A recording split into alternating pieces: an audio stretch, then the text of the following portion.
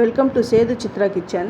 நான் பழைய காலத்து ரெசிபி தான் நான் இதை செஞ்சுருக்கிறேன். ஒரு 25 வருஷத்துக்கு முன்னாடி என் ஃப்ரெண்டு வீட்டில் நான் இதை சாப்பிட்ருக்கேன்.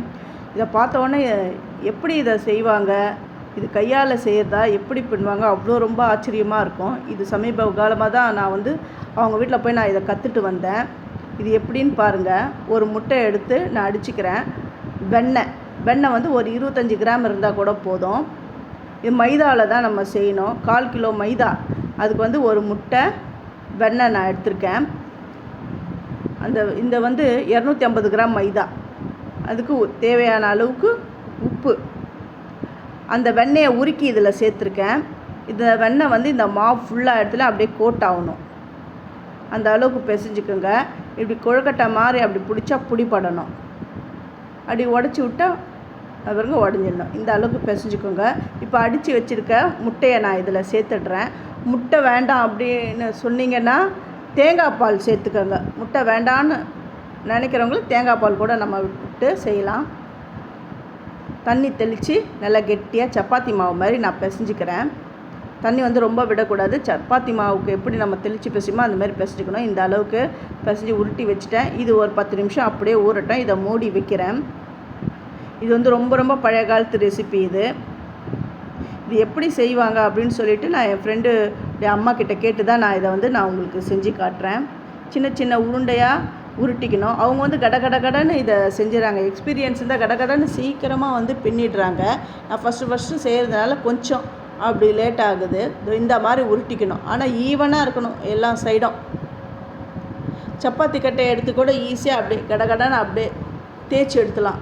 இதை எப்படி பாருங்கள். இந்த அளவுக்கு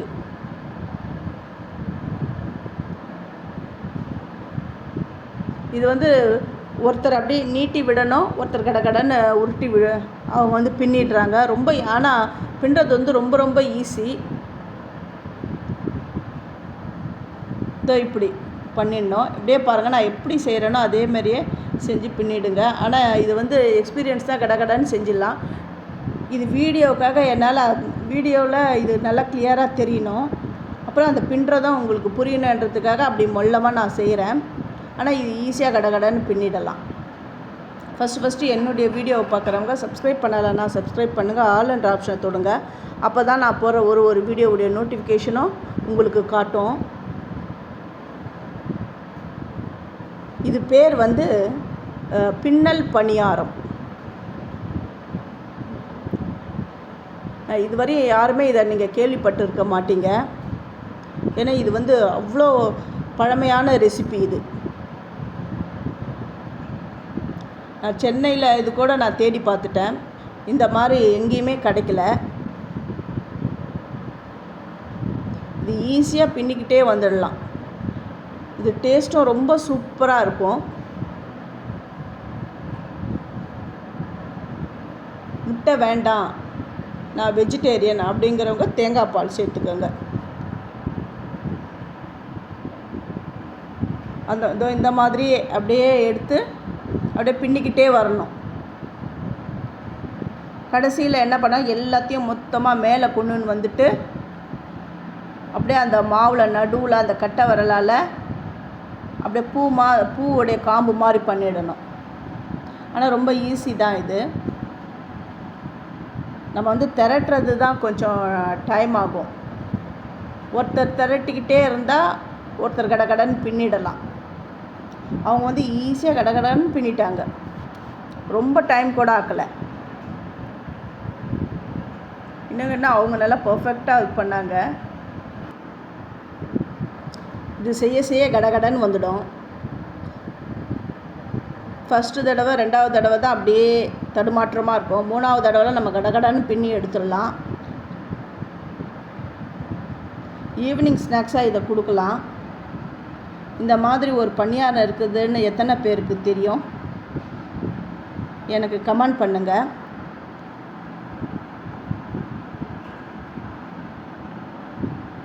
இது சின்ன பசங்கக்கிட்ட கொடுத்தா கூட ரொம்ப நல்லா சாப்பிட்டுடுவாங்க இது. ஏன்னா இது ரொம்ப ஹெல்த்தியான டிஷ்ஷும் கூட. இது நீங்கள் மைதா சேர்த்துட்டு ஹெல்த்தின்னு சொல்கிறீங்களே அப்படின்னு நினைப்பீங்க. மைதா தவிர்த்துட்டு கோதுமையில் கூட நீங்கள் செஞ்சுக்கலாம். நம்ம வீட்டிலே செஞ்சு கொடுக்கறது எல்லாமே ஹெல்த்தி தான்.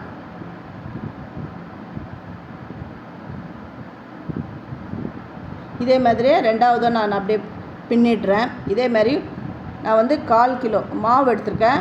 அதில் வந்து 3 பீஸ் தான் வந்திருக்கு. இப்போ எண்ணெய் வந்து ரொம்ப அதிகமாக காய விட்டுறக்கூடாது. அப்படி போட்டோடனே கொஞ்சம் நேரம் பொறுத்து மேலே அப்படி எழும்பி வரணும். அந்த டைமில் நம்ம வந்து இதுதான் கரெக்டான மெத்தடு, அந்த எண்ணெய் காய வைக்கிறது. இப்போது அந்த பின்னி வச்சுக்கிறது எல்லாமே நான் சேர்த்துடுறேன். அதாவது ஸ்லோ ஃப்ளேமில் தான் வேக விடணும். அதுவும் திருப்பி திருப்பி போட்டு வேக விடணும். இது கொஞ்சம் லேட் ஆகும் வேகிறதுக்கு. ஏன்னா இது பின்னெல்லாம் இருக்குதுல்ல, அது உள்ளெல்லாம் நல்லா வெந்து வரணும். அதுக்காக கொஞ்சம் லேட்டாக தான் ஆகும். ஸ்லிம்மில் வச்சு அப்படி இப்படி திருப்பி போட்டுக்கிட்டே இருங்க. இது கிட்ஸுக்கெலாம் ரொம்ப ரொம்ப பிடிக்கும். நல்லா சாஃப்டாகவும் இருக்கும் இது.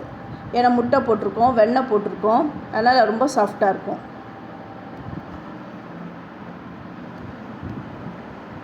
இப்போ நல்லா வெந்துடுது. இதை நான் எடுத்துடுறேன். இப்போ சர்க்கரை வந்து 3/4 கப்பு போட்டிருக்கேன். அது மூழ்கிற அளவுக்கு தண்ணியை விட்டு அடுப்பில் பாகு காய்ச்சுறேன். அந்த பாகு வந்து நல்ல முற்றின பாகாக இருக்கணும். இப்போ ஏலக்காய் பொடி வாசனைக்காக நான் சேர்த்துட்டேன். இப்போ பாகு நல்லா முறிஞ்சி வந்துடுது. இந்த டைமில் அந்த பின்னலை இதில் போட்டுடுறேன்.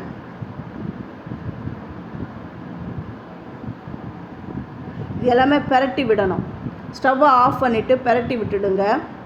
அந்த சர்க்கரை இதெல்லாம் அப்படியே கோட் ஆகணும். அவ்வளவுதான். பின்னல் பணியாரம் ரெடி ஆகிடுது. இது வந்து சங்கிலி பணியாரம் அப்படின்னு கூட சொல்லுவாங்க இதை. அவ்வளோதான், ரெடி ஆகிடுது.